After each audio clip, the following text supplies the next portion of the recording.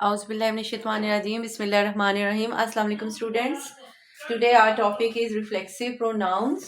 आज हम इस वीडियो में ये देखेंगे रिफ्लेक्सिव प्रोनाउंस को हम कैसे फॉर्म करते हैं, मीन उसको कैसे हम बनाते हैं, इसके बाद हम उनको कैसे यूज़ करते हैं और कैसे आइडेंटिफाई करते हैं। Reflexive pronouns are form by adding self or selves to the personal pronouns। ये देखें, ये मैंने इस साइड पे पर्सनल प्रोनाउंस लिखे हैं। जब हम जो सिंगुलर होता है उसके साथ सेल्फ का इजाफा करते हैं और जो प्लूरल्स होते हैं उनके साथ हम सेल्व्स का इजाफा करते हैं तो हमारे पास रिफ्लेक्सिव प्रोनाउंस बन जाते हैं। माई के साथ जब आप सेल्फ का एडिशन करोगे, उसको ऐड करोगे तो ये माई सेल्फ बन जाएगा। ये क्या है? Reflexive pronoun. माई जो है वो पर्सनल प्रोनाउन है, जब हम इसको सेल्फ साथ लगाएंगे तो ये रिफ्लेक्सिव प्रोनाउन बन जाएगा। इसी तरह हर है, हर पर्सनल प्रोनाउन है, जब हम हर के साथ सेल्फ लगाएंगे तो ये हर सेल्फ जो है वो रिफ्लेक्सिव प्रोनाउन बन जाएगा। हिम पर्सनल प्रोनाउन है, जब हम हिम के साथ सेल्फ लगाएंगे तो हिम सेल्फ क्या हो जाएगा? Reflexive pronoun. It it personal pronoun है, जब हम इट के साथ सेल्फ लगाएंगे तो ये इट सेल्फ रिफ्लेक्सिव प्रोनाउन बन जाएगा। इसी तरह देम है, देम क्योंकि प्लूरल है तो प्लूरल के साथ हम सेल्व्स लगाते हैं। देम के साथ हमने सेल्व्स लगाया है तो ये रिफ्लेक्सिव प्रोनाउन बन गया देम सेल्व्स।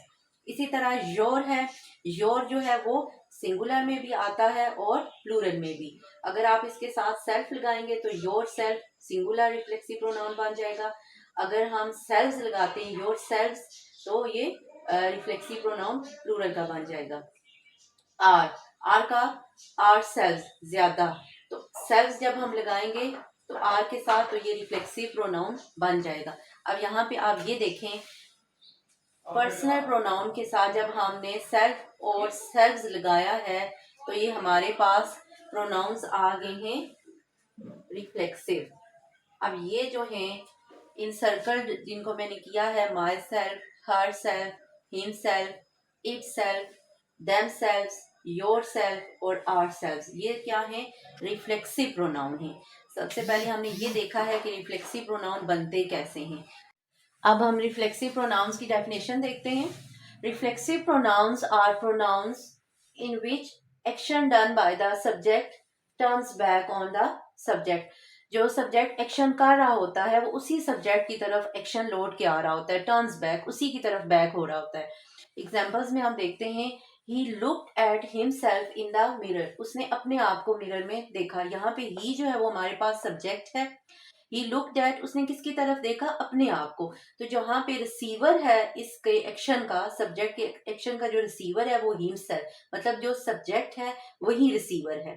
तो रिफ्लेक्सिव प्रोनाउन में सब्जेक्ट और ऑब्जेक्ट, जिसको हम रिसीवर ऑफ एक्शन भी कह सकते हैं, वो एक ही बंदा होता है। ये जो है ही, वो अपने आप को मिरर में देख रहा है, तो हिमसेल्फ यहाँ पे क्या है? Reflexive pronoun. सेकेंड एग्जाम्पल है, दे हर्ट देमसेल्व्स, उन्होंने अपने आप को जख्मी किया।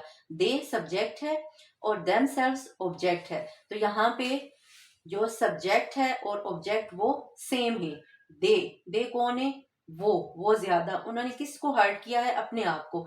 तो हम ये भी कह सकते हैं रिफ्लेक्सिव प्रोनाउंस में सब्जेक्ट और ऑब्जेक्ट सेम होते हैं। उनका एक्शन जो होता है सब्जेक्ट का, वो उन्हीं की तरफ टर्न बैक कर रहा होता है। ये जो एक्शन है हर्ट करने का, ये उन्होंने किसको हर्ट किया है? उनका एक्शन किसकी तरफ जा रहा है? अपने आप की तरफ, तो उन्होंने अपने आप को हर्ट किया।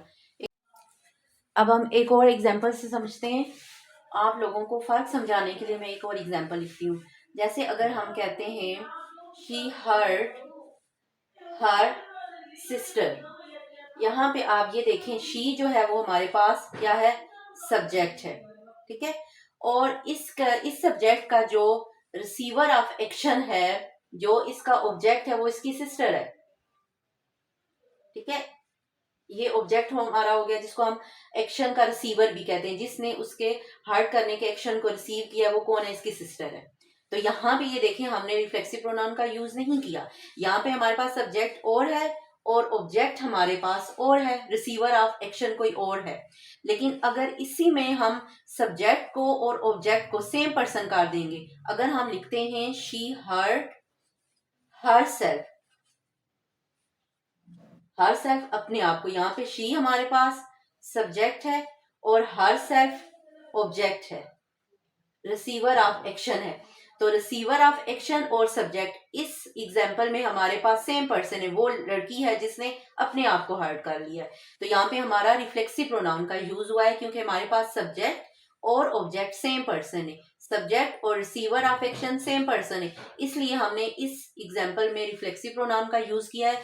और ऊपर हमारे पास सब्जेक्ट और ऑब्जेक्ट डिफरेंट थे, शी जो थी वो सब्जेक्ट थी और उसकी सिस्टर जो थी वो ऑब्जेक्ट थी, रिसीवर ऑफ एक्शन थी, इसलिए ऊपर वाली एग्जांपल में हमने रिफ्लेक्सिव प्रोनाउन का यूज नहीं किया। लेकिन नीचे यहाँ पे देखें, यहाँ पे जो सब्जेक्ट है और ऑब्जेक्ट है वो सेम पर्सन है, वो उसने अपने आप को ही हर्ट किया है, तो इसलिए हमने यहाँ पे रिफ्लेक्सिव प्रोनाउन हर सेल्फ का यूज किया है।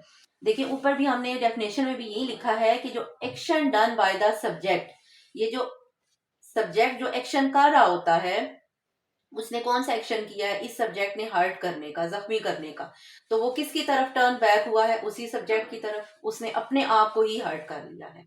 ठीक है, तो यहाँ पे रिफ्लेक्सिव प्रोनाउन का यूज हुआ है। लेकिन जब सब्जेक्ट और ऑब्जेक्ट सेम पर्सन नहीं होते तो हम रिफ्लेक्सिव प्रोनाउन का यूज नहीं करते। जहां पे हमारे पास सब्जेक्ट और ऑब्जेक्ट सेम पर्सन होते हैं और उसका एक्शन उसी की तरफ टर्न बैक होता है, वहां पे हम रिफ्लेक्सिव प्रोनाउन का यूज करते हैं। इसलिए हमने यहाँ पे शी हर्ट हर सेल्फ में, हर सेल्फ क्या है, रिफ्लेक्सिव प्रोनाउंस, रिफ्लेक्सिव प्रोनाउन।